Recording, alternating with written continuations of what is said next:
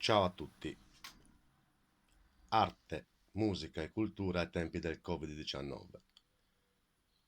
Tutto è irreale o surreale, chiamiamolo come vogliamo. La trasformazione per continuare a cercare di esistere è soltanto attraverso il web.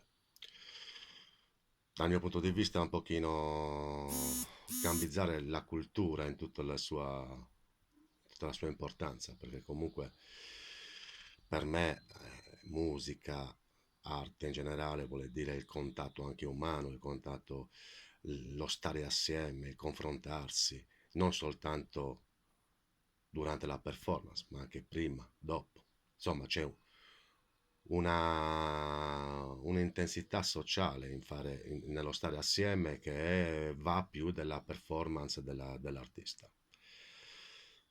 Solo che oggi possiamo fare solo questo e anche noi di Libera Feste, pur di, tra virgolette, di essere presenti in un evento come il nostro che dedica la giornata del 25 aprile alla liberazione del nazifascismo, facciamo qualcosa via web, attraverso la nostra pagina.